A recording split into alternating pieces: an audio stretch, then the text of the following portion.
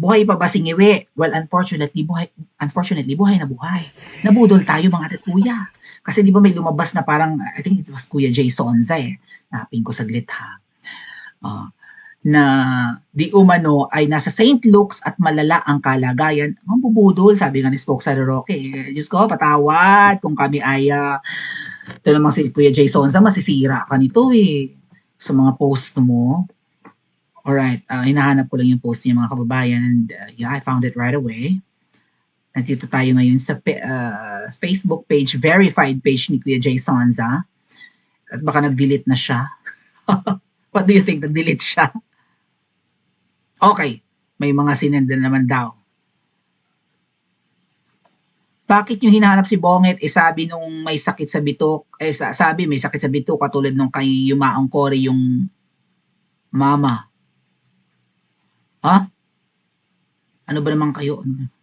Palusot na lang si Kuya Jay. Nasa hospital din siya. Maybe sa isang page niya, no? Kasi nag-post siya, may isang picture ng parang medical kineme, papel, di ba? I think marami nag-post niyan. Tapos na yun, parang in denial na siya. Diverticulitis, o bagong chat daw sa kanya. Tingnan ko nga, basahin ko nga. His acute diverticulitis has deteriorated severely due to prolonged droga use. Key developments include the formation of a cyst. May bukol si Ngiwi. And clear signs of perforation. Pero buhay pa naman mga kababayan. Panoorin natin mamaya, may hinihima siya na mapinkish-pinkish. Mahilig siya sa talagang bilog na pinkish. Because of his condition, he won't be able to perform his duties and responsibilities for weeks to come. In the spirit of transparency, the Filipino people compels the office of the president to release the much-needed yada. I think shinare ni 167 kanina yung sagutan nga ni Auntie Claire tsaka nung, kasi pinipressure si Auntie Claire, no? Ng media. Asa na presidente? Ba't hindi umaten sa isang event kanina? Tapos si Butod paggalagala yata sa Cebu, no? Kasama yung tourism secretary na isa pa rin inutil. What do you think? Inutil na? Sabi daw inutil daw yung si Castro. Sino Castro ba yun? Sino nga yun mga kababayan? Cristina Frasco, rather. Si Frasco yung anak ni Gwen Garcia. Naka-channel 167 yata yung video. Nang sagutan ni Auntie Claire. Si Auntie Claire, kanal na kanal kung sumagot. Ha? Supplyin natin ng very, very light. Nandito tayo sa channel ni 167. Good morning, 167. Good morning, Team Alindog. Okay, let's check the videos.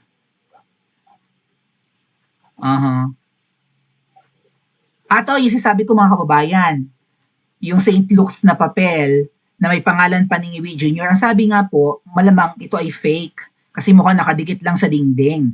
Tapos, mahigpit kasi 'di ba ang mga ospital sa ganyan, sa mga sensitive info, hindi nila pwedeng i-leak 'yan. So hindi naniniwala even sina Doc Lorraine Badoy dito patungkol sa mga pamamaga sa kanyang bituka, colonic obstruction or partial kinematic from inflammation thingy. Okay. Ito yung event na hindi naka-attend si Ngiwi. Ngiwi Marcos Ngiwi tuloy. Ferdinand Marcos Jr. pala, namali ako ng basa. Ferdinand Marcos Jr. skips today's Gawad Lingkod Bayani event at the Malacanang Palace. Is represented by Executive Secretary Ralph Recto instead. Si ES na yan, Little President Recto. Alam niyo yung chandelier na yung mga kababayan, ang laki-laki niyan, no? Tapos yung kisame, pinagawa raw yan ni Imelda. Pangit daw yung hall na yan noon. Pinaayos lang, so ang ganda-ganda na. Okay? So, pera ng taong bayan. Pero maganda, okay, nakaka-amaze sa bisita.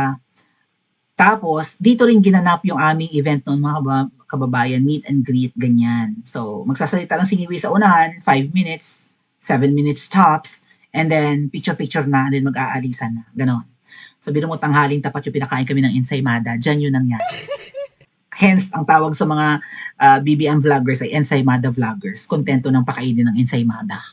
Although mamahaling yung ensaymada, 250 pesos, tapos tanghaling tapat, magpapasko pa, ang pinakain sa amin, ensaymada. Galit na galit sila at binatikos namin sila doon. Isa rin naman ako sa nakakain ng ensaymada. Dapat dinami-damihan ko na, masarap naman, para busog na busog ako na bonggang-bongga, 250 ang isa nun, mga adat kuya. Mamahalin. Eh, kung binili na nga lang ng kanin at ulam, 'di busog pa kami, hindi ba? Alam niyo naman Pilipino ang bituka namin. Oh, anyway,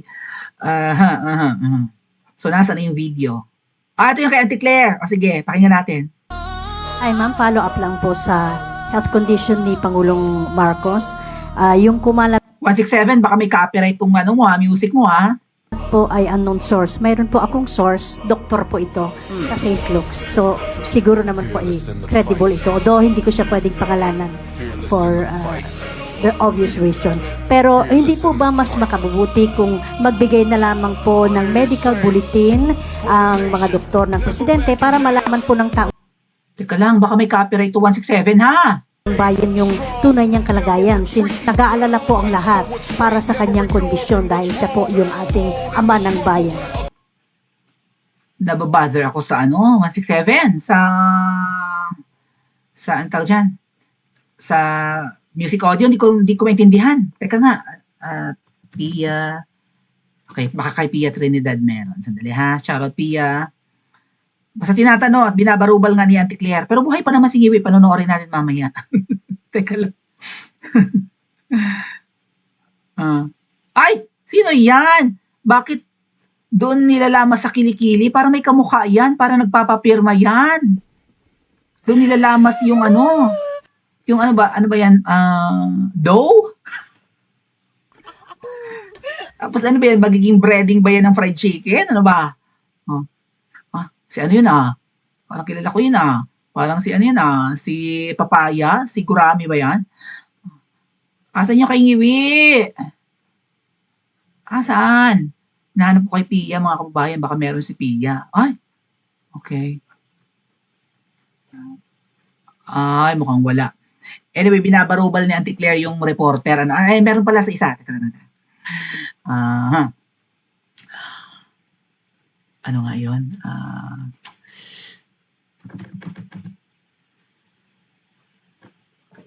Teka lang. Ay, nalimutan ko pangalan. Hold on. I'm gonna go ahead and check it.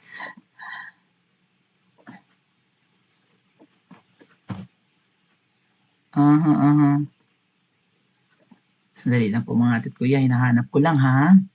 Para may play tayo. Ay, let's Ay, Pokemon. Hold on. Kahit magbasa na lang tayo, huwag na natin panoorin ang pagbabarubal ni Auntie Claire. Ayun, nakita ko.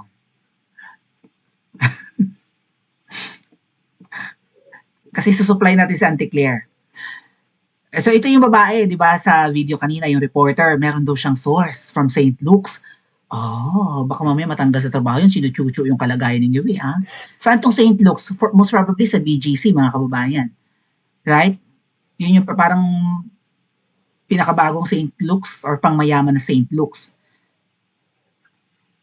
Mas reliable po siguro na ang Pangulo ang nagsasabi kung ano ang kanyang nararamdaman, sabi ni Auntie Claire Navarobal. Pero hindi naman siya doktor, sabi nung reporter. Sabi ni Auntie Claire, katawan niya naman po yun. Ayaw talaga patalo ng Auntie Claire. Yan lang naman yung gusto kong mapanood yung mga kababayan. Naku, Auntie Claire, kayo boba eh. Maklukan ka ng boba rin. Palengkera ka lang talaga. Kanal ka nga raw, mukhang kanal. Babaeng kanal. Pang kanal ang birada, sabi nga ni Maricar Serrano. Ito talagang si nuclear Makopa. Ba't Makopa? Dahil ba makapalang blush on? Yun ba yun? Pangkanal ang birada, bigyan ng manhole. So, isushoot pa sa manhole, Auntie Claire. Mga kababayan, although kilala mo yung katawan mo, doctors pa rin ang makakapag-diagnose sa'yo or makapag-check sa'yo, or, di ba? Kung ano ba talaga, baka mamaya akala mo nahihilo ka lang out of puyat, yung pala may something ka na sa brain, or, right? Baka may problema ka na, or, hindi naman problema sa utak, baka may mga brain tumor ka or whatever, right? Or nagkakanda-duling-duling ka na, connected pala yun sa utak mo, kaya may naglalabasan na yung mga allergies mo, akala mo may nakain ka lang, pero parang manifestation pala yun ng mas malalang sakit. We don't know. Kilala mo yung katawan mo, alam mo, pero mas alam ng doctor, makinig ka. Ito, Auntie Claire na ito. Nakikipag-suplahan doon sa reporter. Well, she's excellent at her job, pero I don't know. Ang dating kasi mga kababayan ng Marcos administration dahil kay Auntie Claire, parang ang snob, right? Hindi pangmasa. Although si Auntie Claire naman mukhang palingkera, pero antipatika, right? Hindi mapagkumbaba ang Niwi administration dahil nga si Auntie Claire ay malademonya na rin ang bunganga or ayaw patalo. Parang silibag lang din yun. Nagkukuskus yata kanina ng kilikili no, ng dough, no? Okay. Let's listen sa balita, mga kababayan, patungkol dito sa kawamdaman kuno ni Marcos Jr. Okay naman daw siya, mga ate at kuya. Sip naman siya. Buhay pa naman. So, fake news. Right? Na maybe there's truth to it. Maybe dinala talaga siya sa St. Luke's. Pero hindi totoo na naghihingalo na. Or maybe ayaw nilang aminin. Ano sa palagay nyo? Pero umaasa nga kami kanina na baka katapusan na ng problema natin. Baka hindi na siya kailangan sipain ni VP Sara. Baka kusa na siyang tumalsik, hindi ba? Anyway, panoorin natin yung balita. Bumubuti na raw pakiramdam ni Pangulong Bongbong Marcos ayon sa Malacanang. Sa kabila nito, hindi pa rin siya nakadalo sa ilang event ngayong araw. Live mula sa TV5 Media Center din, nangunguna sa balita si News 5 Palace Correspondent Maricel Alili. Maricel, anong update sa kalusugan ng Pangulo? GP, no-show pa rin si Pangulong Bongbong Marcos No-show na. doon sa unang event niya sa Malacanang na supposedly ay siya ang mangunguna. Ito yung parangal para sa lingkod bayani. Sa halip, si Executive Secretary Ralph Recto ang nagpunta doon at naging kinatawan ng Pangulo. Gayunman, bagamat absent si PBBM dyan sa first event niya supposedly sa Malacanang, present naman siya doon sa doning of ranks dito kay PNP Chief Nartates kung saan ay formal na nga at opisyal nang ibinigay sa kanya yung 4-star rank bilang hepe ng PNP. Ang sabi ni Executive Secretary Ralph Recto, natural lang naman daw sa isang tao na nagkakasakit na payuhan ng kanyang doktor na magpahinga muna. Katunayan kahit nga daw si ES Recto na diagnose din daw siya ng diverticulitis. Teka lang. So, akala ko ba apakasipag? So, sa sobrang sipag, nagkakasakit na, tapos hindi na makadalo sa ibang event. Kahit may tungkod ka, kahit na mummified ka na, umattend ka, ito, napakasipag mo, hindi ka na nga natutulog, sabi mo, di ba? Nuknukan ka rin ng yabang na mambubudol ka eh.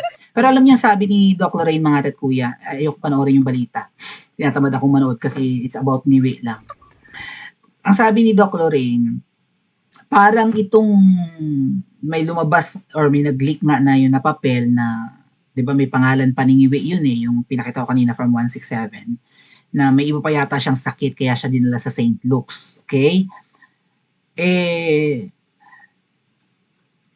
Parang ano daw yan, parang trap din sa mga pro-Duterte vloggers, 'di ba? Sa mga DDS, sa mga pro-Duterte na mga netizens, na kung sino yung magsi-share nun, kasi may may statement na sila mga kababayan, fake news daw yun lahat. Teka, pakita ko sa inyo yung fake news. So, isipin nyo kung nag-share kayo, nag-post kayo patungkol doon, tapos mapa-flag kayo as purveyor of fake news, mati-take down po talaga ang inyong social media. Kaya ingat-ingat po kayo. Kasi ako kanina, hindi nga ako nag-post patungkol dyan. Nagtanong lang ako, nasa ng Pangulo, di ba? Pero may statement na sila ngayon dyan, mga kuya.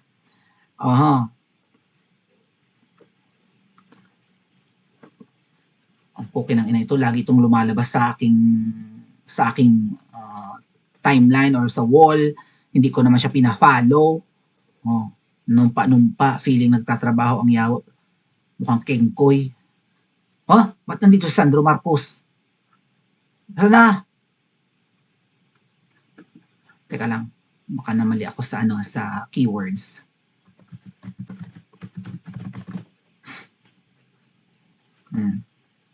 Okay lang na, hindi naman yan. Ano to? Anong pambubudol na naman yan na nagpupunas-punas ng luha ng kalibadbad.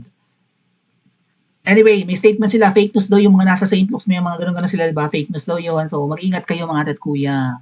Baka i-mass report kayo, ma-take down pa yung social media niyo. Okay? Kasi parang sila naman ang nag-iimbento ng mga ganyang kwento na na-hospital or na di ba? Baka sila rin nag-release niyan para hindi mapag-usapan yung kainutilan ng isang ito. Maybe paawa effect din, plus trap yan mga kababayan sa mga vloggers, hindi ba? Kung itatopic yan, ganyan, baka mamaya makasuhan pa kayo ng cyber libel. Anyway, hindi siya dapat magkaso dahil nga siya ay presidente. Bawal naman yan. Ayan pala, ang statement, ayan. St. Luke's Medical Center is aware of medical test results falsely circulating online and on social media to pertain to President Ferdinand Ngiwi. Ngiwi. These documents are fake and falsified. Malay natin, nagde-deny lang sila, di ba? Shinare pa ng PCO yung post ng, yan, fake nga raw. Nahanap ako ng hanap, nandito naman pala. Fake daw, fake statement. Di.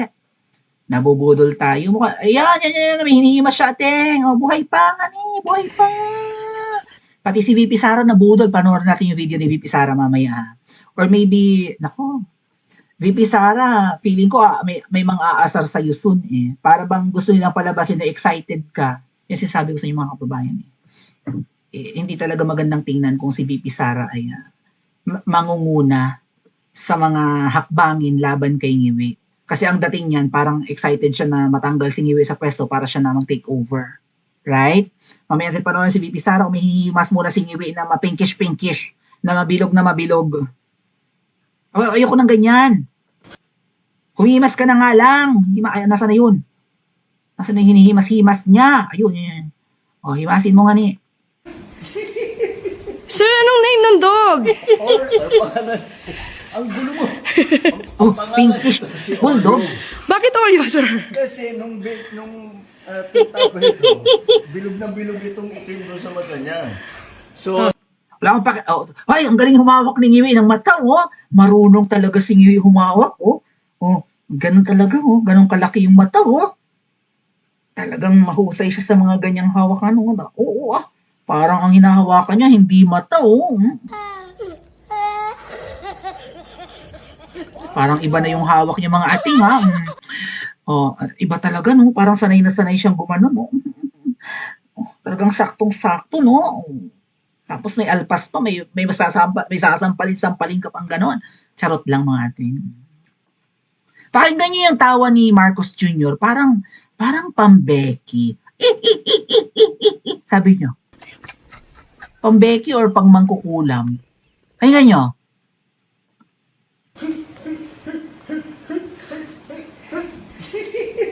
Sir, anong name ng dog? Sa Anticlear yun, Po, baby, po ka ng ino. Anyway, naalibadbaran ako. Pero naaaliw naman ako at the same time. Ano ba talaga? Nilalandi niya yung doggy na pinkies. Tapos ginano niya yung mata. Talagang saktong-sakto talaga. Asa na? Ulit mo.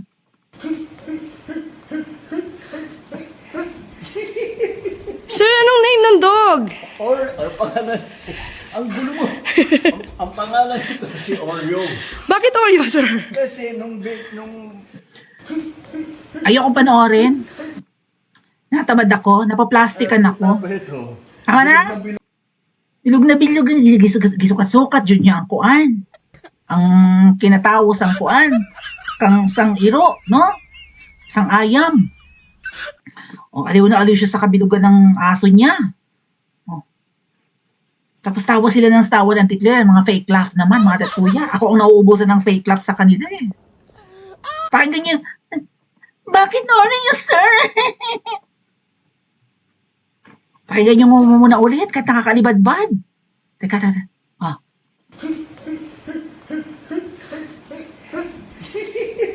Sir, anong name ng dog? ang pangalan, ang gulo mo. Ang pangalan nito si Oreo. Bakit Oreo, sir? Kasi Dapat ang pinangalan mo dyan ay si Tubig. Hi, Tubig. Kasi ang laki ng mata mo eh, ganito eh. Tama ba? Dapat Tubig. Parang it was staged, no? Parang, kunwari may kipagharutan siya sa aso niya. And I think dito sa vlog na to, no, ito yung proof of life na dinedemand. Ano sabi dito? Panis yung mga DDS na nagsasabing comatose daw ang Pangulo. Dinalait pa kayo ngayon. Sasabi yung comatose. Sabi nyo nangingisay na buhay pa. Madaling sabi, nang bubudol talaga si mga kababayan. Budol. Pati si VP Sara yata na budol. Si Vice President na lang panoorin natin mga kababayan. Okay. Kasi natanong siya about dito kay Ngiwi kasi di ba nga, di umattend sa event kanina or sabi ni VP Sara, nasaan si VP? Ayun na nga ang sagot. VP Sara, na budol ka rin. Oh. Pero again, dapat nagpapakita talaga si Ngiwi. May oras ka makipagharutan sa aso mo tapos hindi ka dumalo sa isang event. Ano yung drama lang? Kasi mga kababayan, again, kung ikay lupay-pay na, masama pakiramdam mo, isang steroids lang yan. Gising na gising ka na ulit. Buhay na buhay ka, parang kang kabayo. Dalas ko yan dahil nag-steroids ako before mga kababayan dahil sa aking severe asthma. No? Nababanggit ko yan sa mga nakaraang live ko noon na umabot ako sa point na iika akong lumakad sa ospital na walking distance lang naman like 2 to 5 minutes nasa ospital ka na. Lakarin mo lang. As in, parang 500 meters lang or 300 to 500 meters lang mula sa tinitiran ko yung ospital. Pero inaabot ako ng mga kalahating oras hanggang isang oras bago ika ako mga ating. Ang tagal ko nakabangon sa higaan. Dahil namaga ako ng gusto. Okay, nagsama-sama yata yun mga kuya. Fabric conditioner, pabango, cosmetics, no, sabon, shampoo, lahat na. Iniinom kong gamot sa lagnat or what. Kasi nga masama pakiramdam ko eh. Lahat pala ng mga tinitake ko, pinapahid ko, nakakakos sa akin ng allergy and asthma. So, nagsama-sama. So, bedridden ako mga ating. At hindi ako gumagaling. Inom pa ako ng gamot sa lagnat. Hindi ako gumagaling. Hanggang naisipan ko na pumunta ng ospital kasi namamaga na ako at pantal-pantal na ako. Hanggang ngayon may mga ganyan ako. May mga allergies ako. Pagdating ko ng ospital na kahit lupay-pay ako, pinainom lang ako ng steroids, kinahaponan, naglalaban na chems. Or maybe magpulveron lang si Ngiwi, hindi lang steroids, pulveron lang, right? Di ba may sugar ang pulveron? May sweets. Nakaka-spike ng energy yan, di ba? Anyway, let's listen to the Vice President. Walang kuan, ay? Si BBM, ikaw na ba ang maging presidente? Nasaan si BBM? Yun. Simulan ulit natin. Bibi Sara, pag hindi pa makabalik si BBM, ikaw na ba ang maging presidente? Nasaan si BBM? Isipain mo, Bibi Sara.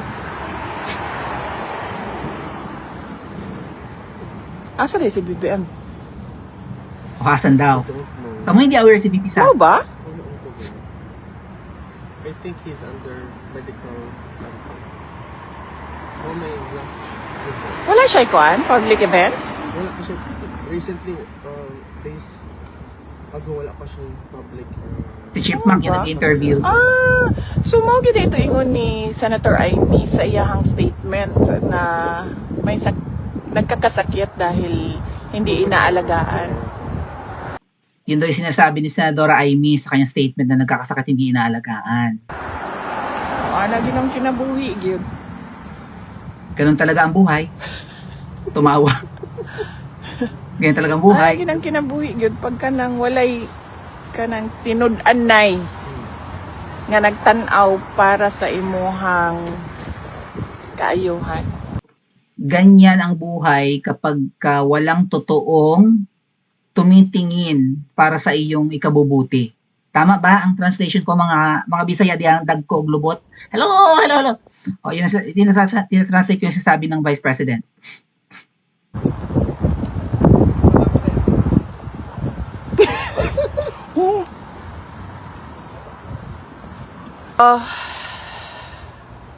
I think tumawa yung Vice President dahil dun sa comment na baka may interview daw si Marcos Jr. kay San Pedro. Di ba San Pedro yung yung nagbabantay sa langit, sa gate?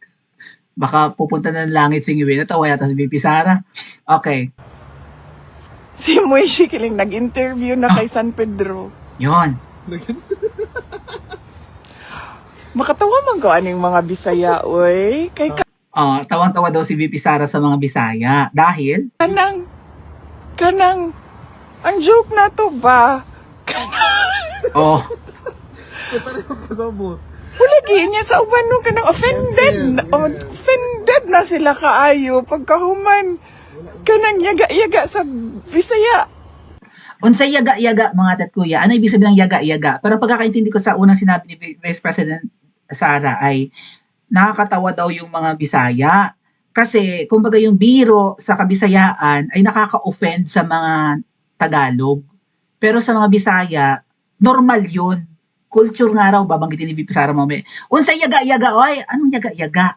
Nagbibiro? Nang aasar? Ano ba? Hindi lahat ng Visayan words alam ko mga kaubayan eh. So, paki-comment nga sa comment section. Unsay yaga-yaga? Ano nga Bisayang dagog? Buli. Di lang siguro nato seryosohon tanan. Sabton ang kultura ba? Inclusive mang kahata nga katawhan, sabton ang kultura. Kung ang kultura sa mga Bisaya, magyaga-yaga. Magyaga-yaga is joke? Tama ba, Ate Mary Jean? Magyaga-yaga, nagbibiro? Yun ba yun? Nang-aasar? Namimiloso po? Ano ba yan? Parang ganon? Nang-aasar? Or nagbibiro nga? Mahilig. Ang mga Bisaya kasi mahilig magbiro, mga kababayan. Yaga-yaga means jokes. Thank you po, Joy Weger. Oh. Kung nagbibiro lang daw, kultura raw yun ng mga Bisaya. Yung di ba, sabi, nasaan yung presidente? Ay, may interview kay San Pedro. Ini-interview na yung San Pedro sa pintuan ng langit. Ay, hindi siya mapupunta sa langit. Pakisipa nga San Pedro. Sipain mo nga pa ibaba. Doon sa, dapat bumulusok yan doon sa impyerno eh. Daghan kaayong mga pakatawa. Di siguro ma-offend dayon ang ubang tao. Huwag daw ma-offend yung ibang tao dyan. Kani. VP Sara, why is thrilling init kaayo ang dugo sa imo ha? Sigira kanya kasuhan, dili jud siya kapuyon. Yan, dyan binanggit ni VP Sara na si Trililing daw ay political skunk. Adi mabaho si Trililing, ganun ba yon? Mapanghi.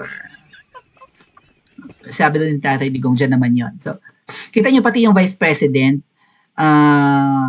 iniisip din na nasaan nga? Ba't hindi umaattend? So, baka na ospital, masama pakiramdam.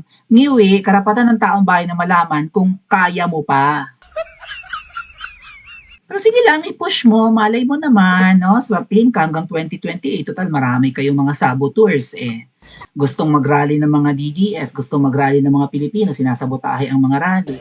Gusto na ng people power ng mga Pilipino na may sumasabotahe pa rin. We'll see. I'm praying really hard mga arat kuya na yung magiging one-time, big-time event ni na Governor Chavit ngayong paparating na end of month ay mag-succeed, or kahit yung anniversary na rin ng People Power Revolution sa next month, hindi ba? So, sa tingin ko mga kababayan, since wala namang balak magbago itong mga mambubudol na ito, right? Nang dadivert lang eh.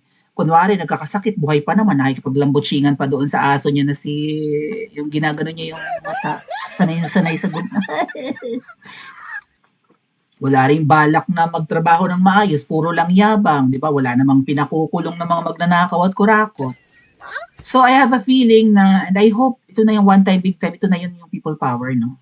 But still, itong taon na to, palagay ko mga kuya, mayat maya ang magiging rally. Kahit pocket rallies lang, maliliit na rallies, all over the Philippines. Ngiwi Junior, hanggang sa matapos ang term, puro kahihiyan na nga abutin mo. Kasi wala kang balak magbago. Mambubudol ka. Sa madaling sabi, hindi mo kaya ang trabaho mo. Meron ka namang successor na kaya magtrabaho, ayaw mong ibigay. Kasi nga, siguro protektado ka bilang leader na hindi ka pwedeng kasuhan, at kapag nawala ka sa pwesto mo, ay hahabulin ka ng batas. Lalo pa tinarantado mo ang vice president mo, binudol mo, pinakulong mo pa ang tatay, ay good luck talaga sa'yo. Swerte ka na kung aabutin ka pa ng 2028, pero huwag kang mag-aambisyon na i-extend pa ng lagpas 2028 ang pag-upo mo. Sa pamamagitan ng pandodoktor sa konstitusyon at pagbabago ng saligang batas, and pandaraya sa eleksyon at isasabak mo ang Pilipinas sa giyera. Bago pa mautas ang mga Pilipino sa giyera na gustong-gusto nyo makipaghiraan sa China, good luck sa'yo. No? Hindi lahat ng mga Pilipino ay makakapagpigil ng galit. Tama ba? Pa-comment po sa comment section at panoorin ang susunod na video.